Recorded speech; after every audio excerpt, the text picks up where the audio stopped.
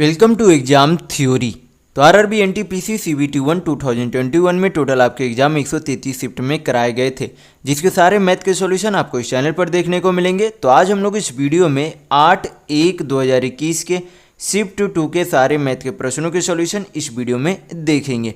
तो वीडियो के अंत तक जरूर बने रहिएगा। तो अगर आप इस चैनल पर नए हैं तो हमारे चैनल को सब्सक्राइब जरूर कर ले। यह हमारा सोशल मीडिया प्लेटफॉर्म है, आप हमसे यहाँ भी जुड़ सकते हैं। इसके लिंक आपको इस वीडियो के डिस्क्रिप्शन बॉक्स में मिल जाएंगे। और इस वीडियो को अपने दोस्तों के साथ शेयर करना बिल्कुल भी नहीं भूलिएगा।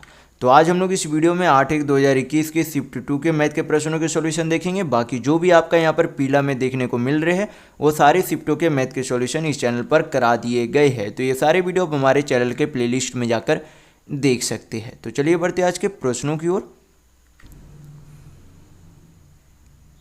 देखेंगे क्वेश्चन नंबर 1। यहाँ पर क्वेश्चन में दिया गया है कि ए अकेले किसी कार्य को 10 दिन में पूरा कर सकता है, बी उस कार्य को 15 दिन में पूरा कर सकता है, ए और बी उस कार्य को 4800 रुपये में हाथ में लेते हैं, बी जो है सी की मदद से उस कार्य को 5 दिनों में पूरा करते हैं, तो सी को कितनी धनराशि भुगतान करनी होगी, आपसे पूछा जा रहा है। तो जब भी किसी व्यक्ति को कोई भी धनराशि मिलती है टाइम एंड वर्क में, वो हमेशा जो है उस व्यक्ति की कार्य क्षमता यानी कि इफिशियंसी के आधार पर मिलती है। तो ये आपको ध्यान होना चाहिए सबसे पहले। तो यहाँ पर हमें क्या निकालना होगा कि हमें यहाँ पर पता करना होगा कि ए की, बी की, सी की, यानी कि हमें अगर सी का मूल्य निकालना है तो सी की क्या पता होनी चाहिए, कार्य क्षमता पता होनी चाहिए। तो यहाँ पर जो है सबसे पहले जो बोला गया कि ए जो है अकेले 10 दिन में कार्य कर सकता है, बी जो है अकेले 15 दिन में काम कर सकता है, और जब तीनों मिलकर काम करते हैं यानी कि ए, बी और सी तीनों मिलकर काम करते हैं तो 5 दिनों में पूरा कर लेते हैं। तो यहाँ पर क्या करेंगे, 10 का, 5 का और 15 का एलसीएम लेंगे। तो एलसीएम आपका कितना हो जाएगा, यहाँ पर से 30 को 10 से भाग करेंगे तो 3 आएगा, 30 को 15 से तो 2, और 30 को 5 से भाग करेंगे तो 6 आएगा। यानी कि ए की कार्य क्षमता 3, बी की 2 है, और तीनों को मिलाकर कितना है, 6 की कार्य क्षमता है। तो अगर तीनों के कार्य क्षमता में से ए और बी के कुल कार्य क्षमता को माइनस कर दे, अगर तीनों की कार्य क्षमता में से ए और बी की कार्य क्षमता माइनस कर देंगे तो किसकी कार्य क्षमता निकल जाएगी, सी की कार्य क्षमता निकल जाएगी। यानी कि ए और बी की कार्य क्षमता कितनी है, 3 और 2 5 है, तो 6 - 5 करेंगे तो कितना आ जाएगा, 1। यानी कि सी की इफिशियंसी यानी कि कार्य क्षमता कितनी है, 1 है। कितना है, 1 है। तो यहाँ पर से जो है जो रुपये यानी कि जो धनराशि बटेगी वो ए को जो है 3 भाग मिलेगा कुल का, बी को 2 और सी को जो है 1 भाग मिलेगा। तो टोटल यहाँ पर कितने यूनिट है, तो 3 2 5, 5 और 1 6, यानी कि 6 यूनिट जो है टोटल क्या इफिशियंसी है। और रुपये कितना मिलता है, 4800 रुपये। तो यहाँ पर से क्या निकाल सकते हैं, 1 यूनिट का वैल्यू, तो कितना आ जाएगा, 6 × 48 यानी कि 800 रुपये। तो यहाँ पर सी की कार्य क्षमता कितनी थी, 1 यूनिट ही थी, तो 1 यूनिट का रुपया कितना हो जाएगा, 800 रुपये। यानी कि सी को कितने रुपये मिलेंगे, तो 800 रुपये मिलेंगे। तो यहाँ पर आपका ऑप्शन नंबर 2 बिल्कुल सही होगा। नेक्स्ट क्वेश्चन देखेंगे, क्वेश्चन नंबर 2। यहाँ पर क्वेश्चन में दिया गया है कि बी की तुलना में ए जो है 5 गुना बेहतर कामगर है, और इसलिए वह एक काम को पूरा करने में बी की तुलना में 60 दिन कम लेता है। यदि वे एक साथ मिलकर काम करते हैं तो उसी काम को कितना दिनों में पूरा कर लेंगे, ये आपसे पूछा जा रहा है। तो यहाँ पर जो है सबसे पहले बोला गया कि ए जो है यानी कि बी जो है, ए यानी कि बी की तुलना में ए जो है 5 गुना बेहतर काम करे। यानी कि बी अगर 1 यूनिट काम करता है तो उतने ही समय में ए जो है कितना काम कर लेता है, 5 यूनिट काम कर लेता है। तो यहाँ पर जो है ये आपका क्या आ गया, इफिशियंसी आ गया। इफिशियंसी का उल्टा क्या होता है, कार्य क्षमता का उल्टा क्या होता है, समय होता है। तो अगर कार्य क्षमता 5:1 है तो समय कितना हो जाएगा, 1:5।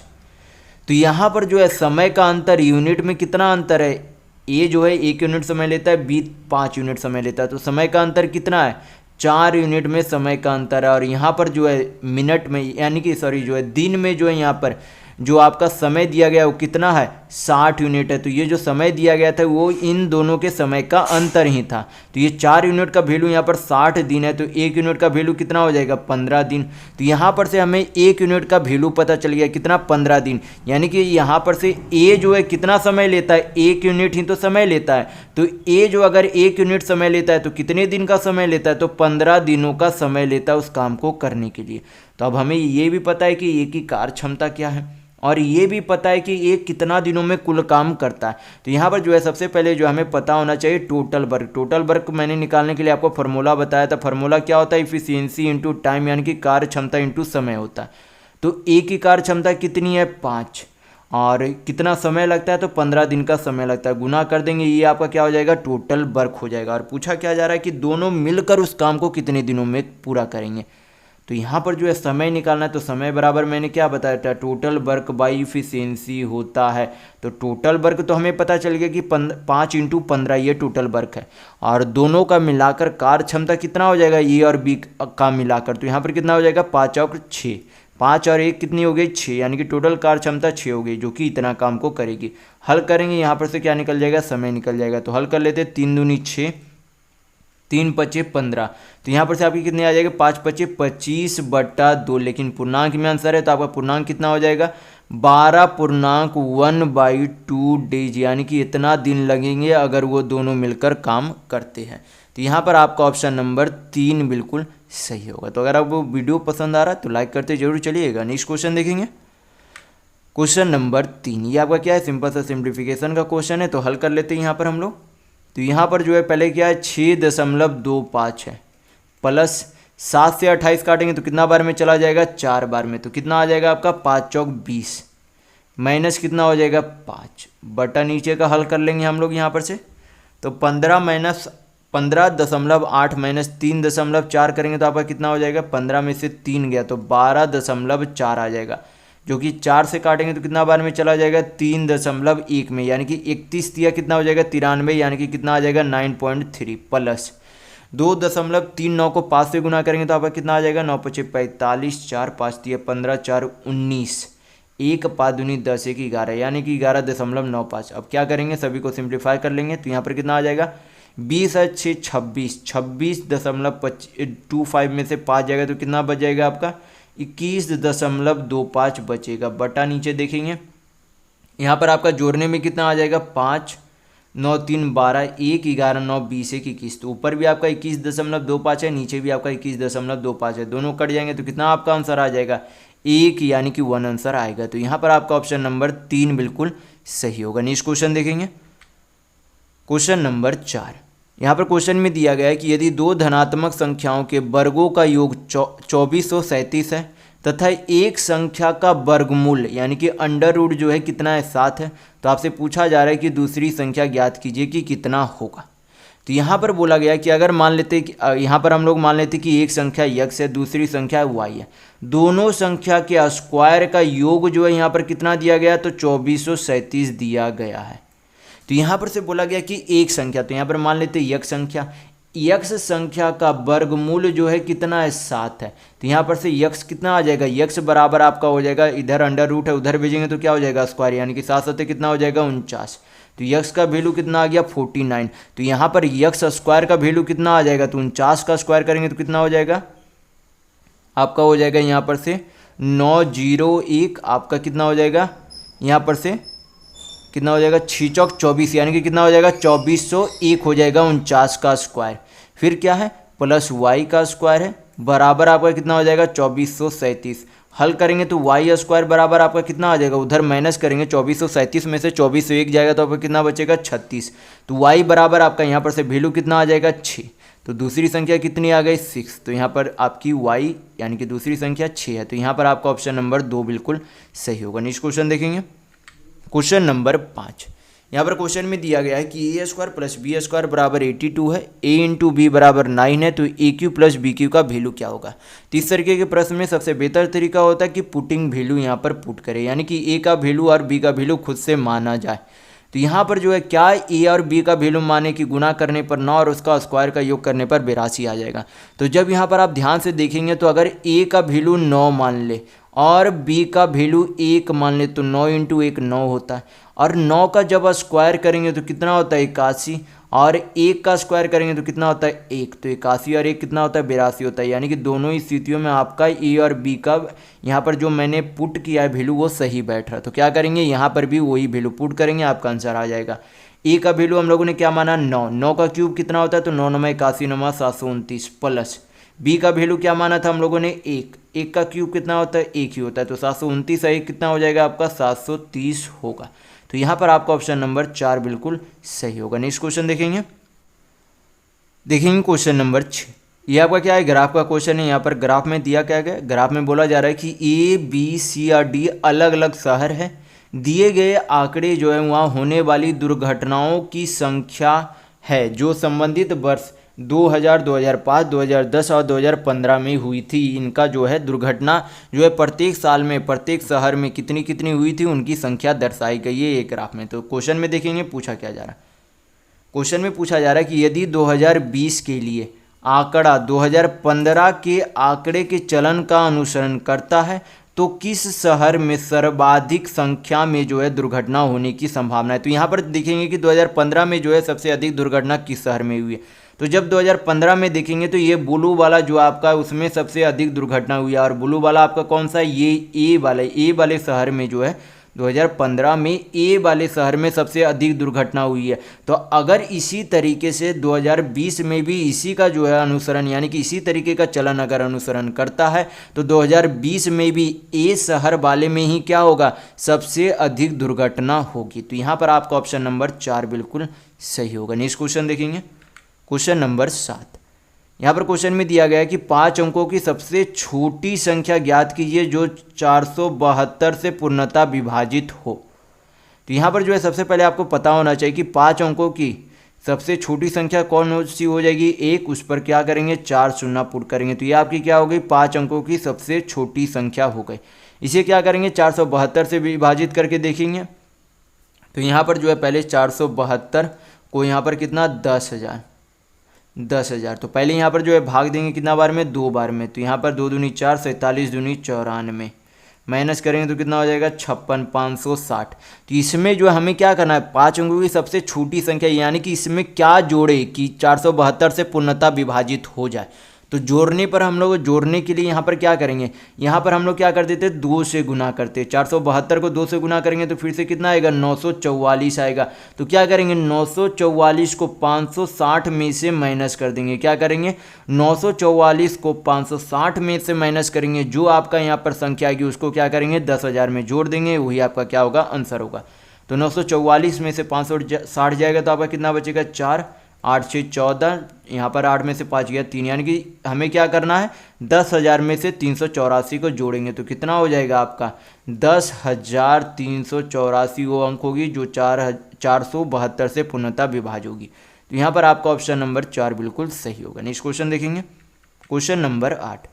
यहाँ पर क्वेश्चन में दिया गया है कि एक ट्रेन जो एक समान चाल से 400 किलोमीटर की दूरी तय करती है, यदि चाल जो है 10 किलोमीटर अधिक होती तो वह उसी यात्रा के लिए जो है 2 घंटे कम समय लेती। तो पूछा जा रहा है आपसे कि ट्रेन की चाल ज्ञात कीजिए। तो यहाँ पर जो है सबसे पहले आपको पता होना चाहिए कि समय बराबर क्या होता है दूरी बटा चाल, यानी कि टाइम बराबर आपके क्या हो जाते हैं डिस्टेंस बाय स्पीड होते हैं। तो ये फार्मूला ध्यान रखिएगा। तो यहाँ पर जो है डिस्टेंस यानी कि दूरी कितनी दी गई है 400 किलोमीटर, और हमें तो मान लेते कि पहले जो उसकी चाल थी वो क्या थी x किलोमीटर प्रति घंटा थी। कितनी थी x किलोमीटर प्रति घंटा थी। तो ऊपर दूरी नीचे चाल कितनी मानी हम लोगों ने x किलोमीटर प्रति घंटा। फिर जो है उसी दूरी को बोला कि उसकी चाल अब क्या हो जाती है 10 किलोमीटर अधिक हो जाती है, यानी कि अब चाल कितनी हो गई x प्लस 10 किलोमीटर प्रति घंटा हो गई। तो यहाँ भी समय और दोनों के समय का अंतर जो है लगने वाले समय का अंतर यहाँ पर कितना दिया गया 2 घंटा दिया गया है। तो इस तरीके के प्रश्न में जो है सबसे बेहतर तरीका होता है कि x का वैल्यू क्या करे बाई ऑप्शन से कोई वैल्यू जो आसान लगे वो क्या करे वैल्यू पुट करके देख ले और हल करके देख ले कि क्या x का वैल्यू पुट करने पर 2 आंसर आता है, जिससे आपका सेटिस्फाई हो जाएगा वही आपका आंसर होगा। तो इस तरीके के प्रश्न का सबसे बेहतर तरीका होता है कि x का क्या करे बाई ऑप्शन से यहाँ पर बाई ऑप्शन बना ले। तो यहाँ पर जो यक्स का वैल्यू अगर 45 पुट करेंगे तो ये आपका फ्रैक्शन में वैल्यू चला जाएगा, तो इसे अभी नेगलेक्ट करेंगे। 55 से भी करेंगे तो कटेगा नहीं पूरी तरह से। 40 से देखें तो 40 से 400 पूर्णतः कट जाती है। अगर यक्स का वैल्यू यहाँ पर 40 पुट कर दे, यक्स का वैल्यू अगर 40 किलोमीटर प्रति घंटा मान ले तो 400/40 कितना घंटा लग जाएगा, यहाँ पर से 10 घंटे। और यहाँ पर से ये अबर चाल कितनी हो जाएगी, 40 + 10 कितनी हो जाएगी, 50।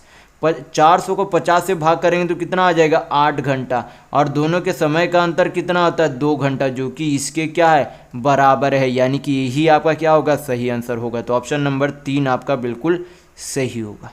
नेक्स्ट क्वेश्चन देखेंगे, क्वेश्चन नंबर 9। यहाँ पर क्वेश्चन में दिया गया कि एक समचतुर्भुज यानी कि रोम्बस का क्षेत्रफल ज्ञात कीजिए जिसकी भुजा जो है 10 सेंटीमीटर और सबसे लंबा विकर्ण जो है 16 सेंटीमीटर हो। तो इसका क्या पूछा जा रहा है, क्षेत्रफल यानी कि एरिया पूछा जा रहा है। तो सबसे पहले तो आपको पता होना चाहिए कि समचतुर्भुज के सभी भुजा क्या होते हैं, आपस में बराबर होते हैं। समचतुर्भुज यानी कि रोम्बस के सभी साइड इक्वल होते हैं और इसका जो डायगोनल होता है, ये जो इसका डायगोनल होता है वो एक दूसरे को इक्वली बाइसेक्ट करते हैं और 90 डिग्री पर बाइसेक्ट करते हैं। आपको ध्यान होना चाहिए कि समचतुर्भुज के पहले तो चारों भुजा बराबर होते हैं और जो इसके दोनों डायगोनल यानी कि विकर्ण होते हैं वो एक दूसरे को इक्वली बाइसेक्ट करते हैं और 90 डिग्री पर बाइसेक्ट करते हैं। यानी कि ये जो है क्या हो जाएगा, इसके बराबर हो जाएगा, ये क्या हो जाएंगे, इक्वली यहाँ पर बाइसेक्ट करेंगे और क्या करेंगे, यहाँ पर 90 डिग्री पर ये बाइसेक्ट करेंगे। तो यहाँ पर जो है क्या दिया गया है कि एक जो है इसकी भुजा यानी कि समचतुर्भुज की भुजा कितनी है, 10 सेंटीमीटर और एक विकर्ण अगर पूरा 16 सेंटीमीटर, अगर पूरा विकर्ण की लंबाई 16 सेंटीमीटर है तो आधा कितना हो जाएगा, क्योंकि बराबर भागों में बांटता है, तो अगर पूरा 16 है तो आधा कितना हो जाएगा, 8 सेंटीमीटर। यहाँ पर क्या है, परपेंडिकुलर यानी कि ये 90 डिग्री का कोण बना रहा है। तो मैंने ट्रिपलेट बताया था और पहले वाले वीडियो में काफ़ी बार बता चुका हूँ कि 6 8 का ट्रिपलेट क्या बनता है, 10 बनता है। तो अगर यहाँ पर ये 10 है, ये 8 है, तो ये कितना हो जाएगा, 6 सेंटीमीटर होगा। तो अगर ये आधा विकर्ण, दूसरा विकर्ण का आधा जो है कितना है, आधा की लंबाई जो है 6 सेंटीमीटर है, तो पूरी लंबाई कितनी हो जाएगी दूसरे विकर्ण की, 12 सेंटीमीटर हो जाएगी। तो एक डायगोनल 12 सेंटीमीटर और पहला डायगोनल तो दिया गया है 16 सेंटीमीटर। एरिया पूछा जा रहा है तो एरिया का फॉर्मूला क्या हो जाता है, half into d1 into d2 हो जाता है। यानी कि पहला वाला डायगोनल गुना दूसरा वाला डायगोनल, ये क्या हो जाता है, एरिया का फॉर्मूला होता है। तो फॉर्मूला ध्यान रखिएगा, क्या करेंगे, फार्मूला पे वैल्यू पुट करेंगे, आंसर आपका आ जाएगा। तो हाफ इंटू d1 यानी कि पहले वाले डायगोनल की लंबाई 16 सेंटीमीटर और दूसरे वाले की 12 सेंटीमीटर। 2 से काटेंगे यहाँ पर 8 को तो 2 से 16 को तो 8 बार में चला जाएगा। तो 12 8 आपकी कितनी हो गई, 96 सेंटीमीटर स्क्वायर। तो यहाँ पर आपका ऑप्शन नंबर 1 बिल्कुल सही होगा। नेक्स्ट क्वेश्चन देखेंगे क्वेश्चन नंबर 10। यहाँ पर क्वेश्चन में दिया गया है कि 6 अंकों की छोटी से छोटी ऐसी संख्या ज्ञात कीजिए जो 4 8 12 और 16 से पूर्णतः विभाज्य है। इस तरीके का प्रश्न को जो है सबसे बेहतर तरीका होगा बाई ऑप्शन से चेक कर ले कि कौन सी संख्या 4 8 12 और 16 सभी से कटती है। तो सबसे पहले जो है यहाँ पर देख लेते 12 से जो है कटने का नियम क्या होता है, 12 से जो भी संख्या कटेगी वह 3 से भी कटनी चाहिए और वो संख्या 4 से भी कटनी चाहिए। 3 से कटने का नियम क्या होता है, जो भी संख्या है उनके अंकों का योग क्या होना चाहिए, 3 से कटना चाहिए। तो इनके अंकों का योग कितना आ रहा है, 3 1 4 4 2 6। 6 क्या है, 3 से कटेगा यानी कि पूरी संख्या 3 से कटेगी, तो सही है। यहाँ पर 8 1 9 है तो 9 जो है 3 से कटेगी यानी कि पूरी संख्या 3 से कटेगी। यहाँ पर कितना 7 1 8 है तो 8 3 से नहीं कटता यानी कि ये संख्या नहीं कटेगी। यहाँ पर 9 1 कितना है 10 है, ये संख्या 3 से नहीं कट रही यानी कि ये संख्या 12 से नहीं कटेगी, यानी कि ये पूरी संख्या 3 से भी नहीं कटेगी 12 से भी नहीं कटेगी। तो यहाँ पर जो 2 ऑप्शन छट गया। फिर चेक करेंगे 4 से तो कट जाएगी क्योंकि 4 से चेक करने का होता है 2 डिजिट, अंतिम 2 डिजिट चेक करेंगे तो 32 4 से कटता है, 0 0 भी 4 से डिवाइड हो जाएगी यानी कि ये दोनों 4 से हो रहा है, 8 से भी हो जाएगा, 4 से भी होगा, 16 से भी हो जाएगा। लेकिन यहाँ पर क्या बोला जा रहा है, छोटी से छोटी संख्या कौन सी कटेगी। तो छोटी से छोटी संख्या ढूंढना है तो ये भी आपका क्या है 4 8 12 16 से कटेगी, ये सेकंड वाली भी संख्या, लेकिन ये भी कटेगी। और इन दोनों में से छोटी संख्या कौन सी है, तो छोटी संख्या आपके पहले वाले ऑप्शन में है यानी कि आपका ऑप्शन नंबर 1 सही होगा, ऑप्शन नंबर 2 नहीं सही होगा। क्योंकि सबसे छोटी संख्या कौन सी है आपका, यहाँ पर 1,32,00,000 है। तो यहाँ पर ऑप्शन नंबर 1 बिल्कुल सही होगा। बाकी जो अगर आप बेसिक से बनाना चाहते हैं तो बेसिक से करना कुछ नहीं है। सबसे पहले जो आपको पता होना चाहिए कि 6 अंकों की सबसे छोटी संख्या कौन सी हो जाएगी, 1 पर पावर 5 शून्य, कितना हो जाएगा 5 शून्य। फिर क्या करेंगे, इन सभी संख्याओं का क्या करेंगे, एलसीएम यानी कि लघुत्तम ले लेंगे। तो 4 8 12 16 का एलसीएम कितना हो जाएगा आपका, यहाँ पर एलसीएम आपका हो जाएगा 12 चौक 48, यानी कि ये 48 एलसीएम हो जाएगी। 48 यहाँ पर क्या करेंगे, भाग करके देख लेंगे और जो भी निकटतम जो भी कटेगी वो क्या हो जाएगी आपकी, वही जो सबसे छोटी संख्या होगी 6 अंकों की। तो इस तरीके से बेसिक से भी बना सकते हैं। नेक्स्ट क्वेश्चन देखेंगे, क्वेश्चन नंबर 11। ये जो आपका क्या है, वही वाले जो मैंने इस ग्राफ को मैं पहले ही इस वीडियो में समझा चुका हूँ। तो क्वेश्चन में देखेंगे पूछा क्या जा रहा है। क्वेश्चन में पूछा जा रहा है कि दिए गए आंकड़ों के आधार पर किस शहर में दुर्घटना नियंत्रण का सबसे प्रभावकारी कहा जा सकता है, यानी कि किस शहर में जो है दुर्घटना सबसे कम हुई है, ये आपसे पूछा जा रहा है।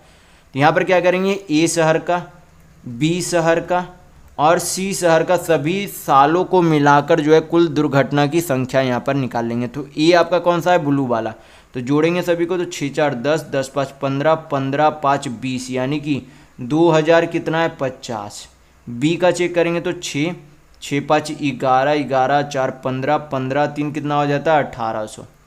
सी का चेक करेंगे तो यहाँ पर आपका कितना है 500, 6 4 10, 10 6 16, 16 यहाँ पर कितना हो जाएगा 16 5 21, यानी कि टोटल जो है दुर्घटना कितनी है 21 से हुई है। तो सबसे कम दुर्घटना कहाँ हुई है, बी में हुई है, यानी कि यही आपका क्या होगा सही आंसर होगा। तो यहाँ पर आपका ऑप्शन नंबर 2 बिल्कुल सही होगा। नेक्स्ट क्वेश्चन देखेंगे, क्वेश्चन नंबर 12। यहाँ पर क्वेश्चन में दिया गया है कि x पे पावर 4 प्लस 1/, क्योंकि x पे पावर निगेटिव यानी कि x पे पावर -4 है, तो उसको हम लोग x पे 1/x पे पावर 4 इस तरीके से लिख सकते हैं। बराबर आपका कितना 1154 है। तो पूछा क्या जा रहा है, x प्लस 1/x का वैल्यू पूछा जा रहा है। तो सबसे पहले जो हमें क्या निकालना होगा, x square plus 1/x square का वैल्यू निकालना होगा। इसके लिए क्या करेंगे, डायरेक्ट निकालने का तरीका होता है। डायरेक्ट निकालने का क्या तरीका हो जाता है, इसे हम लोग अगर कुछ समय के लिए a मान ले तो क्या किया जाता है, √a + 2 किया जाता है। यानी कि क्या करेंगे, यहाँ पर से 1154 + 2 करेंगे तो कितना हो जाएगा 1156। 1156 किसका स्क्वायर होता है, तो वैदिक तरीका से हम लोग यहाँ पर देख लेंगे। तो ये 6 का भी स्क्वायर का इकाई अंक यहाँ पर आपका जो है 6 का भी इकाई अंक 6 ही आएगा, और 4 का भी स्क्वायर करने पर यहाँ पर कितना आ जाता है 6 ही आता है। फिर यहाँ पर आपका कितना हो जाएगा 3 3 9, यानी कि यहाँ पर 34 या 36। अब देखेंगे 34 या कि 36, तो यहाँ पर क्या करेंगे, यहाँ पर आपका 4 3 12, 3 को 4 से गुना करेंगे तो 12, 12 से ये क्या है 11 छोटा है। तो 11 अगर छोटा है तो ये छोटी वाली संख्या होगी, बड़ी नहीं होगी, यानी कि x square plus 1/x square का वैल्यू कितना होगा 34। फिर हमें क्या चाहिए, x प्लस 1/x का वैल्यू चाहिए, तो फिर उसी तरीके से करेंगे। फिर वापस क्या करेंगे, a + 2 करेंगे, यानी कि 34 और 2 कितना करेंगे √36, 34 और 2 कितना हो जाएगा 36, तो √36 का मान कितना हो जाएगा 6, यानी कि x प्लस 1/x का वैल्यू कितना आएगा 6। यहाँ पर ऑप्शन नंबर 4 बिल्कुल सही होगा। नेक्स्ट क्वेश्चन देखेंगे, क्वेश्चन नंबर 13। यहाँ पर पूछा जा रहा है कि ये जो है पूरा जो है आपका ये यहाँ पर अंक दिए गए हैं सारे, ये जो है अगर जोड़ा जाए तो ये किस संख्या से पूर्णता विभाजित होगी। तो इसे जो है सबसे आसान तरीका होता है बनाने का कि सबसे पहले क्या करेंगे, जो यहाँ पर सबसे छोटा यहाँ पर पावर दिया गया 3 पर पावर 71, उसे क्या करेंगे पूरा से कॉमन ले लेंगे, यानी कि 3 पर पावर 71 कॉमन ले लेंगे। तो आपका अंदर जो है क्या बच जाएगा, यहाँ पर तो 1 बचेगा। फिर यहाँ पर क्या बचेगा, 3 पे पावर 72 में से 71 कॉमन ले लिया तो क्या बचेगा 3 पर पावर 1 यानी कि 3। यहाँ पर क्या बच जाएगा 3 पे पावर 2 यानी कि 3 3 9। यहाँ पर 3 पर पावर 3 बचेगा तो कितना हो जाएगा 3 3 9 3 27 है। यहाँ पे 3 पे पावर 4 तो 27 3 कितना हो जाएगा 81। ये आपका क्या हो गया, इतना हो गया। यहाँ पर क्या करेंगे, अंदर में जोड़ देंगे सभी को, ये 71 आपका। यहाँ पर जो है जोड़ने पर आपका कितना आ जाएगा 27 और 3 30, 81 और 9 90, 90 या 30 कितना हो जाएगा 120, 120 है 1 कितना हो गया 121। तो ये जो है पूरी संख्या, ये जो है पूरी संख्या किससे हमें पूर्णता विभाजित देखने को मिल रही है, 7 से। क्या 7 से कभी भी 121 विभाजित होगी नहीं, 5 से नहीं होगी, 8 से नहीं होगी। 121 जो है 11 से पूर्णता विभाजित है, यानी कि ये पूरी संख्या जो है वो क्या होगी, ये जो पूरी संख्या वो क्या होगी 11 से पूर्णता विभाजित होगी, यानी कि आपका ऑप्शन नंबर 1 बिल्कुल सही होगा। नेक्स्ट क्वेश्चन देखेंगे, क्वेश्चन नंबर 14। यहाँ पर क्वेश्चन में दिया गया है कि 400 और 600 के बीच कि ऐसी संख्याओं का योग ज्ञात कीजिए जिन्हें 6, 12 तथा 16 से विभाजित करने पर कोई शेष ना बचे, यानी कि कोई भी रिमाइंडर ना बचे। तो यहाँ पर जो है सबसे पहले क्या करेंगे, 6, 12, 16 का जो है एलसीएम लेंगे। तो एलसीएम आपका कितना हो जाएगा 48, यानी कि 48 एलसीएम हो जाएगा 6, 12, 16 का। तो यहाँ पर अब हमें देखना है कि 48 का कौन कौन सा गुणज 400 और 600 के बीच में आएगा। तो 48 से अगर यहाँ पर 9 गुना करते हैं तो ये आपका कितना आ जाएगा, यहाँ पर से 9 × 72, 2 9 चौक 36 और 7 आपका कितना हो जाता है 4 और 3 7, यानी कि 432 हो जाता है। यानी कि ये क्या है 400 से ऊपर है। फिर आपका क्या हो जाएगा 48 × 10 480, फिर 48 × 11, फिर आपका क्या हो जाएगा 48 × 12 होगा। यहाँ तक आपका क्या हो जाता है 600 से कम है। 48 × 12 करेंगे तो 600 से कम, 13 करेंगे इसके आगे तो 600 से बड़ी संख्या हो जाएगी। तो अब क्या करना है, यही 4 संख्या आएगी जो कि 400 और 600 के बीच होगी और 48 से पूर्णतः विभाजित होगी। तो हमें अब क्या करना है, इनका योग निकालना है। तो योग निकालने के लिए क्या करेंगे, योग निकालने के लिए इनका क्या करेंगे, सभी में 48 कॉमन ले लेंगे। बचेगा क्या 9 + 10 + 11 + 12, तो कितना आपका आ जाएगा 48 इंटू, यहाँ पर आपका हो जाएगा 11 9 20, 20 10 30, 30 और 12 कितना हो जाएगा 42, 42 इंटू 48 करेंगे तो आपका कितना हो जाएगा 48 दूनी 96, तो 9 96 दूनी 192, 192 और 9 आपका कितना हो जाएगा 201। तो यहाँ पर आपका कितना आ जाएगा 2016, यानी कि आपका ऑप्शन नंबर 3 बिल्कुल सही होगा। नेक्स्ट क्वेश्चन देखेंगे, क्वेश्चन नंबर 15। यहाँ पर आपसे क्या पूछा जा रहा है, यक्स का वैल्यू पूछा जा रहा है, यानी कि ये जो हल करेंगे उसमें से यक्स का वैल्यू क्या आएगा वो पूछा जा रहा है। तो यहाँ पर जो है आपका क्या है अंडर रूट है, ये पूरा मान है। तो अगर इधर से अंडर रूट हटा दे, ये अंडर रूट हटा दे तो इधर क्या बन जाएगा स्क्वायर बन जाएगा, यानी कि ये आपका क्या इतना आ जाएगा 2116 इंटू ये क्या है भाग है 48 भागा यक्स है, यानी कि 48/x इसे इस तरीके से लिख सकते हैं। बराबर इधर क्या है 92 का स्क्वायर, यानी कि 92 × 92 लिख सकते हैं। तो अब क्या करेंगे यहाँ पर सिंप्लीफाई कर लेंगे। तो यहाँ पर 4 से कट रहा है तो 4 से काट लेंगे 23, यहाँ पर आपका 4 × 5 = 20, कितना बचा है 1, तो 4 दूनी 8, 3 4 9 36, 23 से काटेंगे तो 23 का 529 23 बार में चला जाएगा, 23 से 92 तो 4 बार में। इधर अब क्या बचा, इधर तो कुछ नहीं बचा, तो यहाँ पर आपका कितना हो जाएगा अंडर रूट 48/x है, तो उधर भेजेंगे तो क्या बन जाएगा स्क्वायर बन जाएगा, यानी कि 48/x उधर भेजेंगे तो स्क्वायर, तो 4 का स्क्वायर कितना हो जाएगा 16, 16 से 48 कितना बार में चला जाएगा 3 बार में, यानी कि x बराबर वैल्यू कितना आ जाएगा 3। तो यहाँ पर आपका ऑप्शन नंबर 3 बिल्कुल सही होगा। नेक्स्ट क्वेश्चन देखेंगे, क्वेश्चन नंबर 16। यहाँ पर क्वेश्चन में दिया गया है कि एक फर्म में जो है पुरुष और महिला सदस्यों का अनुपात 4:5 था। फर्म में पुरुष की संख्या में 80% तथा महिलाओं की संख्या में 60% बढ़ोतरी करने का निश्चय किया। तो अब फर्म के पुरुष और महिला सदस्यों का नया अनुपात क्या होगा, ये आपसे पूछा जा रहा है। तो यहाँ पर जो है मैन और वुमेन का जो है अनुपात में वैल्यू कितना था 4:5 था, यानी कि 4:5 था। तो यहाँ पर जो है पुरुष में जो है कितने की वृद्धि हो गई, तो 80% की वृद्धि हो गई, और महिला में जो है कितने की वृद्धि हो गई, तो 60% की वृद्धि हो गई। तो यहाँ पर से जो है 4 में 80% का इंक्रीज करेंगे तो 4 का तो 80% कितना हो जाएगा, 4 का 80% हो जाएगा, निकालेंगे तो 8 चौक 32, यानी कि 3.2 हो जाएगा, यानी कि 4 में कितना हुआ 3.2 की वृद्धि हो गई, तो कितना हो गया 4 3 7.2 हो गया। फिर क्या करेंगे 5 का 60% निकालेंगे, तो 5 का 60% कितना हो जाएगा 3, 5 यूनिट का 60% निकालेंगे तो कितना हो जाएगा 3, यानी कि 5 में 3 की वृद्धि हो गई। तो अब महिलाओं की संख्या कितनी हो गई 6 यूनिट। इन दोनों का क्या पूछा जा रहा है अनुपात, पॉइंट हटाएंगे यहाँ पर 0 चला जाएगा, हल करेंगे तो 8 9 72, 8 10 80, यानी कि आपका वैल्यू कितना आ गया। अब जो है पुरुष और महिलाओं का अनुपात कितना है 9:10 है। तो यहाँ पर आपका ऑप्शन नंबर 2 बिल्कुल सही होगा। नेक्स्ट क्वेश्चन देखेंगे क्वेश्चन नंबर 17। यहाँ पर क्वेश्चन में दिया गया है कि यदि एक वर्ग की भुजा की लंबाई में 10% की वृद्धि हुई है तो उसके क्षेत्रफल का वृद्धि प्रतिशत क्या है, ये आपसे पूछा जा रहा है। तो यहाँ पर जो है सबसे पहले तो आपको पता होना चाहिए कि किसी भी वर्ग की क्षेत्रफल यानी कि एरिया का फार्मूला क्या हो जाता है, तो एरिया का फार्मूला हो जाता है साइड स्क्वायर यानी कि भुजा का स्क्वायर होता है। तो तो यहाँ पर आपके क्या देखने को मिल रहा है कि इसके जो है प्रत्येक भुजा में जो है क्या हुई है 10% की वृद्धि हुई है। तो यहाँ पर भी जो है 10% की वृद्धि हुई होगी, यहाँ पर भी 10% की वृद्धि हुई होगी। तो यहाँ पर एरिया का फॉर्मूला क्या होता है साइड स्क्वायर, यानी कि 10% का क्या 2 कंजिक्यूटिव परसेंटेज चेंज आया होगा। तो जब 2 कंजिक्यूटिव परसेंटेज चेंज आता है तो उसका जो है ओवरऑल परसेंट चेंज निकालने के लिए क्या करते हैं, फॉर्मूला हो जाता है आपका a plus B plus a into B by 100 होता है। तो ये आपका फार्मूला होता है, फार्मूला ध्यान रखिएगा। तो यहाँ पर a भी आपका कितना है 10%, b भी कितना है 10%, तो 10 कितना हो जाएगा 20% प्लस a 10%, b 10% बटा नीचे कितना 100, 1 शून्य 1 शून्य 2 शून्य चला गया, 1 इंटू 1 तो 1, तो 20 है 1 कितना हो जाएगा 21%, यानी कि उसके पूरे क्षेत्रफल में कितना प्रतिशत की वृद्धि होगी तो 21% की। तो यहाँ पर आपका ऑप्शन नंबर 3 सही होगा। नेक्स्ट क्वेश्चन देखेंगे, क्वेश्चन नंबर 18।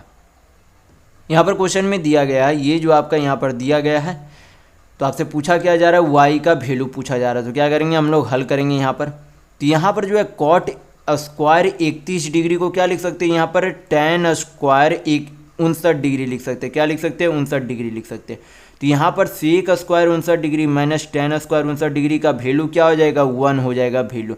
तो अगर इतने का वैल्यू 1 है तो 6 इंटू 1 कितना हो जाएगा 6 प्लस कितना है साइन 90 का मान आपको पता होना चाहिए कितना होता है 1 होता है। साइन 90 का मान कितना होता है 1, तो 2/3 इंटू 1 करेंगे तो आपका कितना हो जाएगा 2/3 माइनस ये आपका यहाँ पर कितना है tan स्क्वायर 56 डिग्री या tan स्क्वायर 34 डिग्री है। तो tan स्क्वायर 34 डिग्री को हम लोग क्या लिख सकते हैं कॉट स्क्वायर, क्या लिख सकते हैं कॉट स्क्वायर 56 डिग्री लिख सकते हैं। और कॉट स्क्वायर 56 डिग्री को हम लोग क्या बोल सकते हैं 1/tan स्क्वायर 56 डिग्री बोल सकते हैं। तो tan स्क्वायर ऊपर है tan स्क्वायर 56 डिग्री बटा 1/tan स्क्वायर 56 डिग्री कट जाएगा। तो क्या बचेगा यहाँ पर 3 है, यहाँ पर y है, तो कितना हो जाएगा 3y बराबर आपका कितना दिया गया y/3। हल करेंगे यहाँ पर से आपका y का वैल्यू आ जाएगा। तो हल कर लेते हैं, यहाँ पर ये जो है अंकों को जोड़ लेंगे तो कितना आ जाएगा 6 18 2 20/3। उधर y आपका जाएगा तो क्या हो जाएगा प्लस में हो जाएगा, यानी कि इस तरीके से कि 3y प्लस y/3। हल करेंगे तो कितना आ जाएगा 20/3 बराबर 3 तिया 9 9 1 कितना हो जाएगा 10y/3, 10 दूनी 20 हो गया, 3 3 चला गया। तो y बराबर आपका यहाँ पर से वैल्यू कितना आ गया 2। तो यहाँ पर आपका ऑप्शन नंबर 2 बिल्कुल सही होगा। नेक्स्ट क्वेश्चन देखेंगे, क्वेश्चन नंबर 19। यहाँ पर क्वेश्चन में दिया गया है कि एक आयत की लंबाई एक वृत्त की त्रिज्या के 3/5 के बराबर है। तो वृत्त की त्रिज्या उस वर्ग की भुजा के बराबर है जिसका क्षेत्रफल जो 4900 मीटर स्क्वायर है। यदि आयत की चौड़ाई जो है 20 मीटर है तो इसका क्षेत्रफल कितना होगा ये आपसे पूछा जा रहा है। तो यहाँ पर जो है सबसे पहले क्या दिया गया है कि एक आयत की लंबाई यानी कि रेक्टेंगल का लेंथ, रेक्टेंगल लेंथ यहाँ पर मान लेते हैं, उसका जो है त्रिज्या का कितना है 3/5 है, यानी कि लंबाई कितना यूनिट है 3 यूनिट और त्रिज्या कितनी है 5 यूनिट है। कितना आ गया 3 यूनिट 5 यूनिट, यानी कि आयत की लंबाई 3 यूनिट और वृत्त की त्रिज्या 5 यूनिट। फिर यहाँ पर बोला गया कि वृत्त की जो त्रिज्या है वो वर्ग की भुजा के बराबर है, यानी कि अगर त्रिज्या 5 यूनिट है तो यानी कि स्क्वायर का साइड जो होगा, स्क्वायर की जो भुजा की लंबाई होगी वो भी क्या होगी 5 यूनिट ही होगी। क्या होगी 5 यूनिट ही होगी। और यहाँ पर क्या दिया गया जिसका क्षेत्रफल कितना है 4900 मीटर स्क्वायर है। कितना है 4900 मीटर स्क्वायर। तो वर्ग की क्षेत्रफल कितना दिया गया 4900 मीटर स्क्वायर दिया गया है। तो इसका साइड निकालने के लिए क्या करेंगे, क्षेत्रफल का फॉर्मूला क्या हो जाता है साइड स्क्वायर यानी कि भुजा का स्क्वायर। तो अगर भुजा का स्क्वायर 4900 मीटर बराबर 4900 मीटर है तो साइड यहाँ पर आपकी कितनी आ जाएगी, साइड बराबर आपका यहाँ पर आ जाएगा वर्ग का साइड आ जाएगा, क्योंकि स्क्वायर है उधर भेजेंगे तो अंडर रूट 4900 का मान 70 मीटर आएगा। यानी कि वर्ग की भुजा की लंबाई कितनी आ गई 70 मीटर, जो कि किसके बराबर थी 5 यूनिट के बराबर थी। तो यहाँ पर से 1 यूनिट का वैल्यू कितना आ जाएगा 14 मीटर। कितना आ जाएगा 14 मीटर। तो हम लोग यहाँ पर से क्या निकाल सकते हैं कि रेक्टेंगल का लेंथ यानी कि लंबाई निकाल सकते हैं। तो लंबाई आपकी कितनी आ जाएगी, यहाँ पर से लंबाई आपकी आ जाएगी, अगर 1 यूनिट का वैल्यू 14 मीटर है तो 3 यूनिट का वैल्यू कितना हो जाएगा 14 तिया 42 मीटर। और इसकी जो है चौड़ाई यानी कि ब्रेथ जो है कितनी दी गई है, ब्रेथ जो है यहाँ पर कितनी दी गई है 20 मीटर दी गई। तो अब हमें लंबाई भी पता है चौड़ाई भी पता है। क्षेत्रफल का फॉर्मूला क्या हो जाता है लेंथ इंटू ब्रेथ यानी कि लंबाई गुना चौड़ाई। तो लंबाई कितना है 42, चौड़ाई कितना है 20, तो 42 दूनी कितना हो जाएगा 84, यानी कि 840 मीटर स्क्वायर ये आपका क्या हो जाएगा टोटल क्षेत्रफल होगा। तो यहाँ पर आपका ऑप्शन नंबर 2 बिल्कुल सही होगा। नेक्स्ट क्वेश्चन देखेंगे, क्वेश्चन नंबर 20। यहाँ पर क्वेश्चन में दिया गया है कि एक चुनाव में 2 प्रत्याशी को प्राप्त मतों का अनुपात जो है 2:9 था। यदि जीते हुए प्रत्याशी को 9,84,321 वोट प्राप्त हुए तो डाली गई वोटों की संख्या कितनी थी। तो टोटल जो है जीतने वाले को कितना वोट मिला है 9,84,321 वोट मिले हैं, जो कि यूनिट में कितने के बराबर है, जीतने वाले को जो है कितना वोट मिला था 9 यूनिट वोट मिला था, तो 9 यूनिट के बराबर है। यहाँ पर से हल करेंगे तो 1 यूनिट का वैल्यू निकल जाएगा और हमें क्या चाहिए टोटल वोटों की संख्या चाहिए। तो टोटल वोट कितने थे 9 यूनिट प्लस 2 यूनिट यानी कि 11 यूनिट थे। हल करेंगे यहाँ पर से क्या निकल जाएगी टोटल वोटों की संख्या निकल जाएगी। तो हल कर लेते हैं, यहाँ पर से 9 से काटेंगे तो यहाँ पर 9 1 0 9 9 81 3 9 3 27, तो कितना हो गया 3 3 6 9 6 54, तो 6 2 8, तो 9 9 81। यहाँ पर इंटू 11 करेंगे तो कितना हो जाएगा 11 9 99, 9 11 6 66, 9 कितना हो जाएगा 9 6 15 75, 7 11 3 33 और 7 पर कितना हो जाएगा 40, 4 11 9 99 या 4 कितना हो जाएगा 103, तो 10 11 10 110 और आपका यहाँ पर कितना था तो 10 आपका 110 और 10 कितना हो जाएगा 120, यानी कि आपका यहाँ पर से कितना आ गया 12,03,059, ये आपके क्या आ गया टोटल वोटों की संख्या आ गई। तो यहाँ पर आपका ऑप्शन नंबर 3 बिल्कुल सही होगा। नेक्स्ट क्वेश्चन देखेंगे, क्वेश्चन नंबर 21। यहाँ पर क्वेश्चन में दिया गया है कि ए बी सी और डी का जो है औसत भार जो है 56 kg है।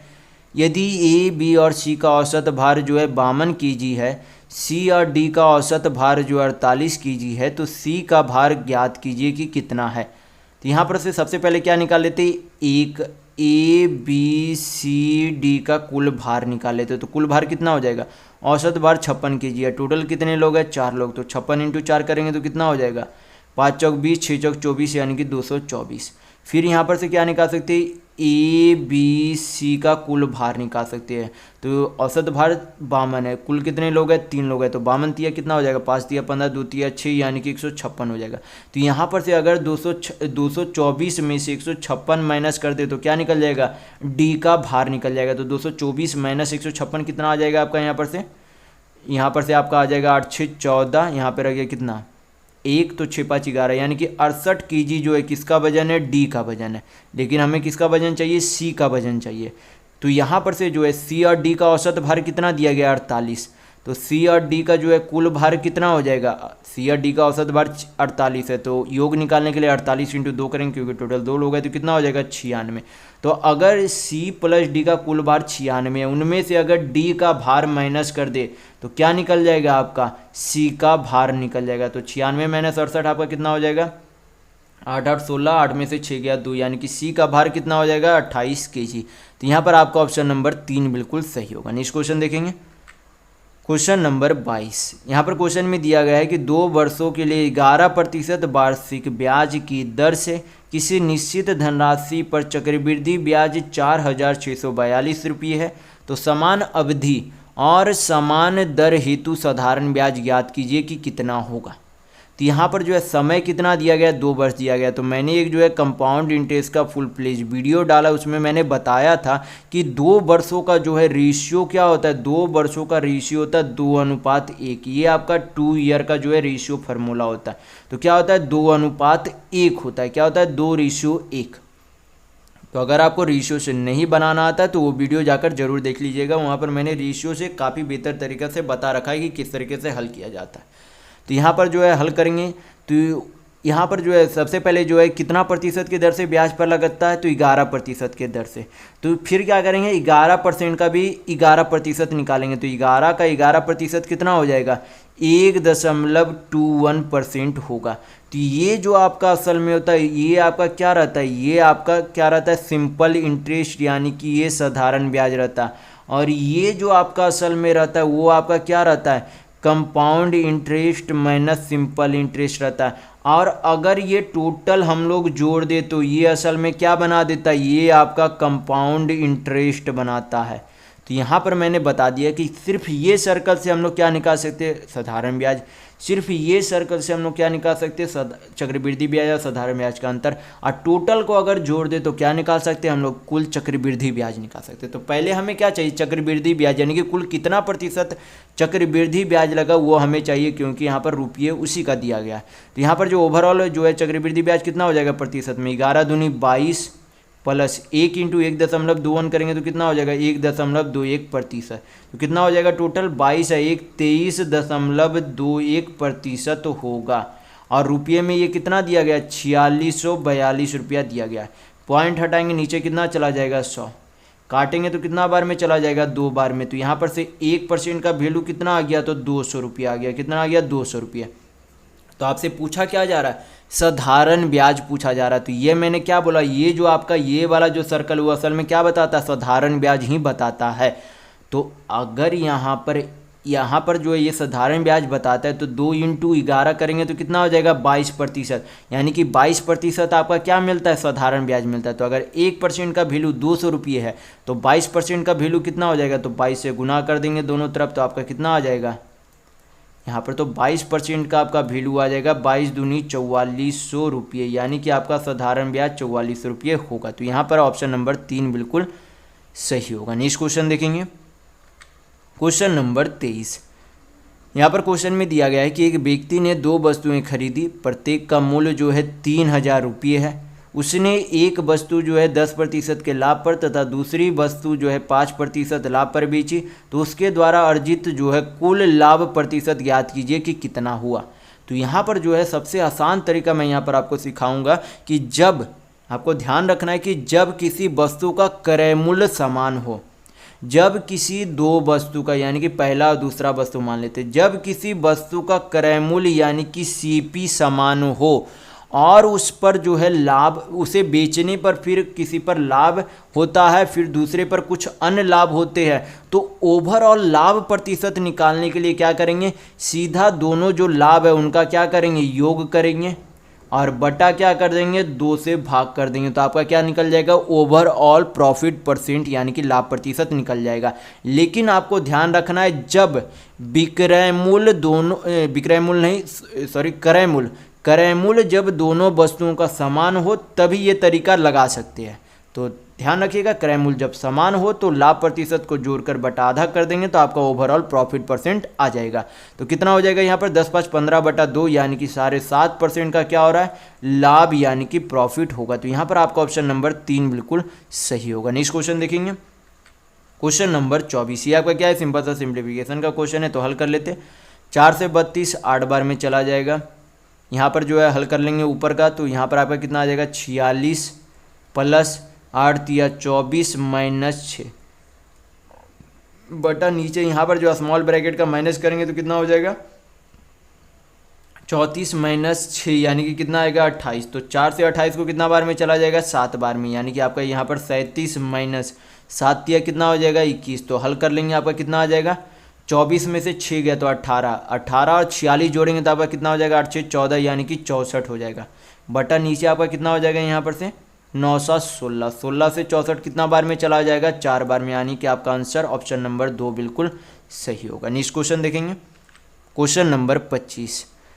यहाँ पर क्वेश्चन में दिया गया है कि रमेश शर्मा जो है 5% की वार्षिक साधारण ब्याज दर पर 3 वर्षों के लिए 8000 रुपये उधार लेता है और वह इसे मनोहर को जो है 3 वर्षों के लिए 7% की वार्षिक ब्याज दर पर उधार दे देता है। तो उसका लाभ जो है इस दौरान कितना होता है वो आपसे पूछा जा रहा है। तो रमेश ने जो है कितने पर, यानी कि कितने की दर से उधार लिया था, 5% की दर से उधार लिया था, कितने समय के लिए उधार लिया था, 3 वर्षों के लिए उधार लिया था। तो ओवरऑल अगर 1 साल में 5% रमेश जो है, रमेश का यहाँ पर हम लोग पहले कैलकुलेट करेंगे, रमेश जो अगर 1 साल में 5% ब्याज देता है तो 3 साल में ओवरऑल कितना साधारण ब्याज दे देगा, तो 5 तिया 15% देगा। लेकिन रमेश जो है क्या करता है, उसी रकम को मनोहर को दे देता है और कितने समय के लिए, 3 वर्षों के लिए 7% की दर से ब्याज पर दे देता है। यानी कि मनोहर को कितना ब्याज देना होगा प्रत्येक साल, 7%। कितने समय के लिए, 3 वर्षों के लिए। तो कुल कितना ब्याज देना होगा, तो 7 या 21% ब्याज देना होगा। तो यहाँ पर से हमें पता चल रहा है कि रमेश ने जो धन उधार लिया था उस पर उसे जो है 15% ब्याज देना है। लेकिन जब रमेश ने उसी रकम को मोहन को दे दिया तो मोहन जो है रमेश को कितना प्रतिशत ब्याज देगा, 21% ब्याज देगा। यानी कि कितने प्रतिशत अधिक ब्याज देगा, तो 15 के जगह पर 21% ब्याज मिल रहा है। यानी कि ये जो जितना अधिक ब्याज मिल रहा है उसको क्या होगा, उससे रमेश को फायदा होगा। यानी कि कितने प्रतिशत का फायदा होगा, तो 21 - 15 यानी कि 6% का फायदा होगा। तो हम लोग क्या करेंगे, 8,000 का 6% निकाल लेंगे। तो कितना आ जाएगा, परसेंट हटाएंगे नीचे 100, 2 शून्य 2 शून्य चला गया, 8 छः कितना आ जाएगा 48, यानी कि 480 रुपया क्या आ गया, रमेश का लाभ आ गया। तो यहाँ पर आपका ऑप्शन नंबर 3 बिल्कुल सही होगा। नेक्स्ट क्वेश्चन देखेंगे, क्वेश्चन नंबर 26। यहाँ पर क्वेश्चन में दिया गया है कि एक समकोण त्रिभुज का परिमाप 60 सेंटीमीटर है, उसकी कर्ण यानी कि हाइपोटेनस की लंबाई 26 सेंटीमीटर है। तो आपसे पूछा जा रहा है कि त्रिभुज का क्षेत्रफल ज्ञात कीजिए।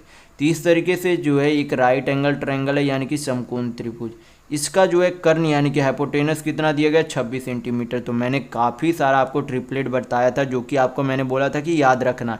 कौन कौन सा बताया था, 3 4 का बताया था कि 5 बनता है, उसी तरीके से 8 6 का 10 बनता है, फिर आपका 12 5 का क्या बन जाता है 13 बन जाता है, फिर आपका जो है 12 16 का क्या बन जाता है आपका 20 बन जाता है, फिर आपका क्या बनता है, फिर आपका यहाँ पर बन जाता है 24 10 का आपका क्या बनता है 26 बनता है, 24 7 का आपका क्या बनता है 25 बनता है, फिर आपका फिर जो आप काफ़ी सारे और होते हैं। तो इस तरीके का जो आपको ट्रिपलेट याद रखने के लिए मैंने काफ़ी सारा अलग अलग पहले भी मैं बता चुका हूँ। तो ये सारा ट्रिपलेट जो आप हमेशा ध्यान रखिएगा। तो यहाँ पर से जो है मैंने क्या ट्रिपलेट बताया कि जो ये जो अगर हाइपोटेनस जो है 36 आ रहा है, क्योंकि अगर इस तरीके का प्रश्न अगर आप बेसिक से बनाएंगे तो काफ़ी लंबा बनेगा। तो जब तक आप ट्रिपलेट याद नहीं रखेंगे तब तक ये प्रश्न को आपको काफ़ी लंबा बनाने में लगेगा, क्योंकि ट्रिपलेट फॉर्म लगाना पड़ेगा, फिर आपको यक्स का वैल्यू निकालना पड़ेगा, जो कि काफ़ी लेंदी क्वेश्चन बना देता है। अगर आप ये ट्रिपलेट बनाना अगर ध्यान में रखेंगे यानी कि याद रखेंगे तो आप मात्र 10 से 20 सेकंड में इस प्रश्न को हल कर पाएंगे। तो यहाँ पर जो है 26 किसका मैंने ट्रिपलेट बताया है, यहाँ पर 24 10 क्या बनाता है 24 10 26 बनाता है। यानी कि यहाँ पर से बोल सकते हैं कि इसकी लंबाई 24 है और इसकी चौड़ाई इसकी जो है बेस आधार कितना है 10 है।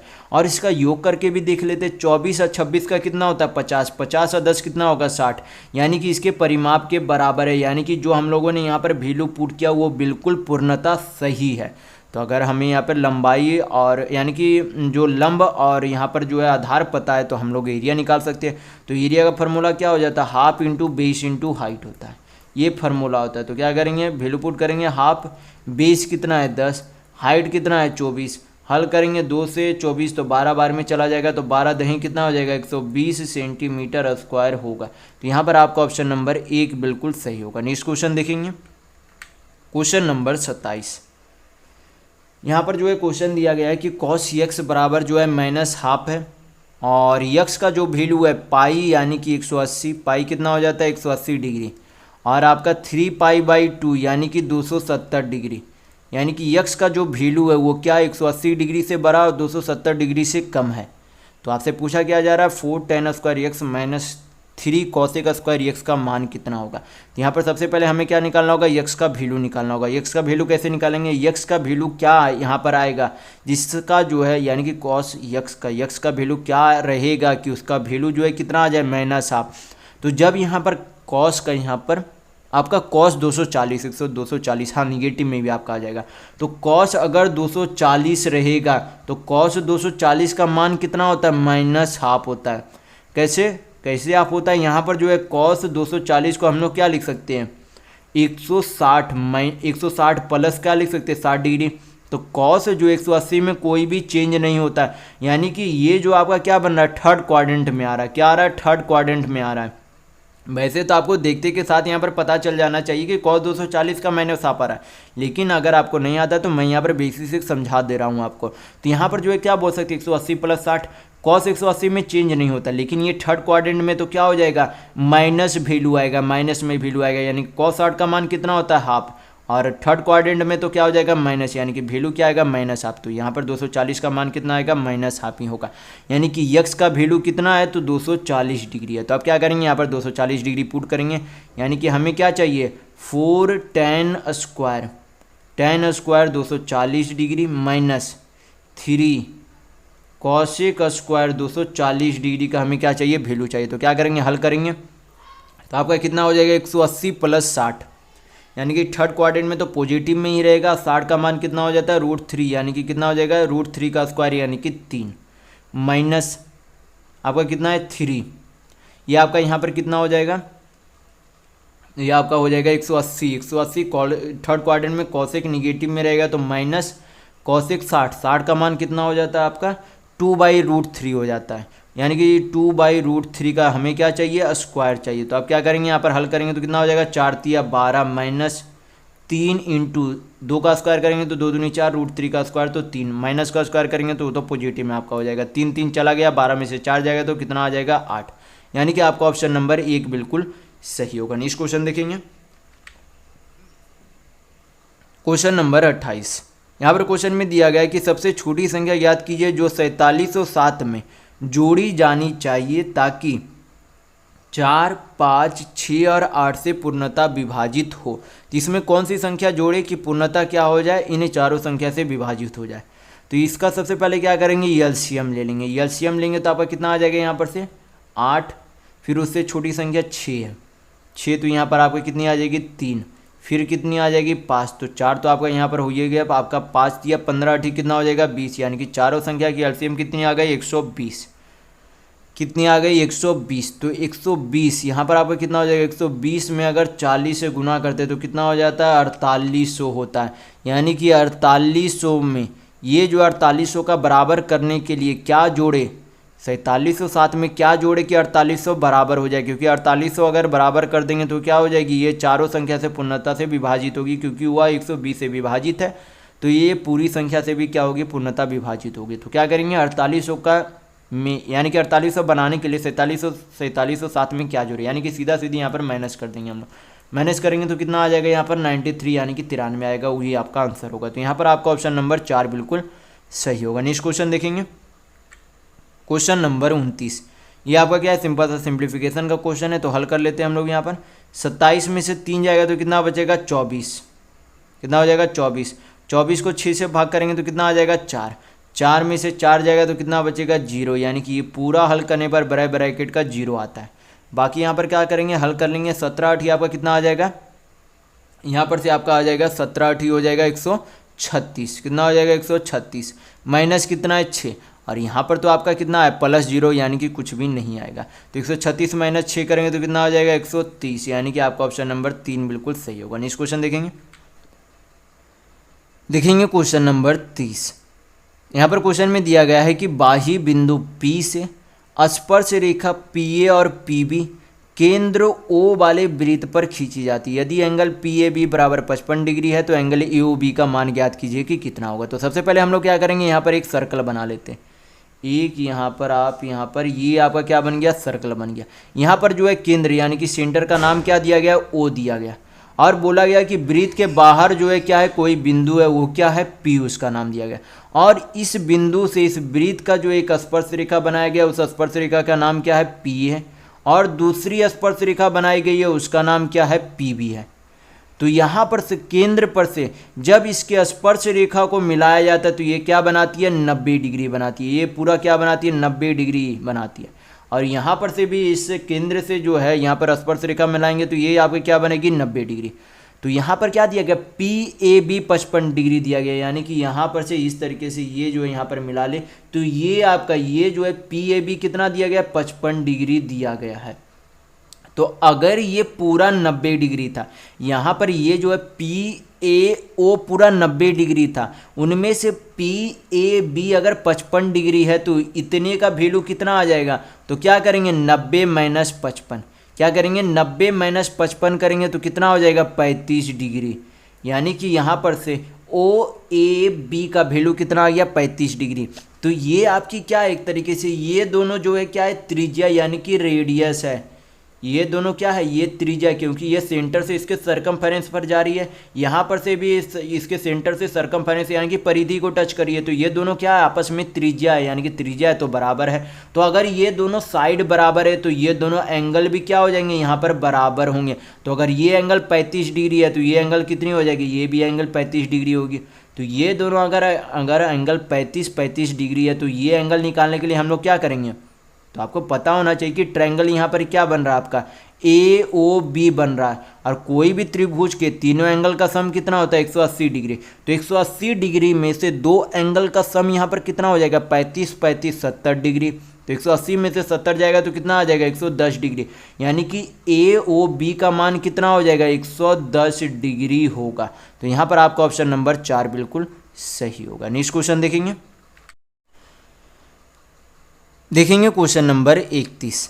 यहाँ पर क्वेश्चन में दिया गया है कि ABCDE तथा F का माध्य कितना है, 36 है।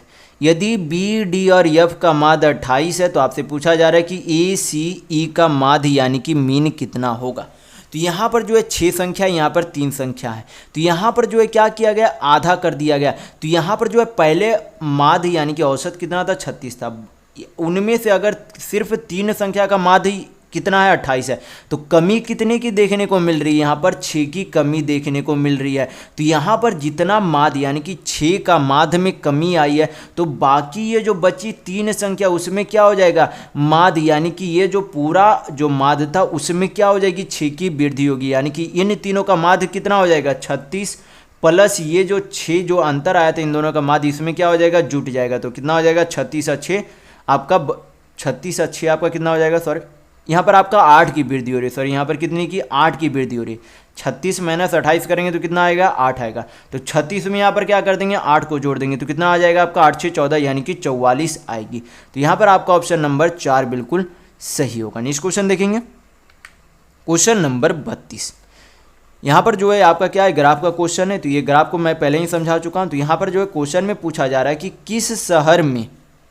किस शहर में जो है औसतन सबसे अधिक संख्या में जो है दुर्घटना होती है।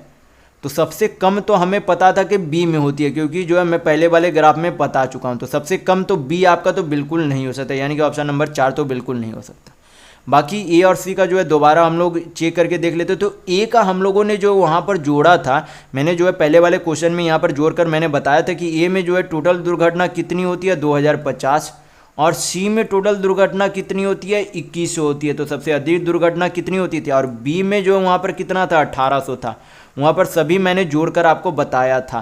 तो यहाँ पर जो है सबसे अधिक दुर्घटना किस में होती है, तो सी में होती है। तो यहाँ पर आपका ऑप्शन नंबर 2 बिल्कुल सही होगा। तो इस वीडियो में बस इतना ही। अगर आपको वीडियो पसंद आया तो लाइक कीजिएगा, नए हैं तो चैनल को सब्सक्राइब जरूर कर लीजिएगा। ये हमारा सोशल मीडिया प्लेटफॉर्म है, आप हमसे यहाँ भी जुड़ सकते हैं। इसके लिंक आपको इस वीडियो के डिस्क्रिप्शन बॉक्स में मिल जाएंगे। और इस वीडियो को अपने दोस्तों के साथ शेयर करना बिल्कुल भी नहीं भूलिएगा। तो वीडियो में बस इतना ही। वीडियो के अंत तक बने रहने के लिए बहुत बहुत धन्यवाद। आशा करता हूँ आपका दिन शुभ हो।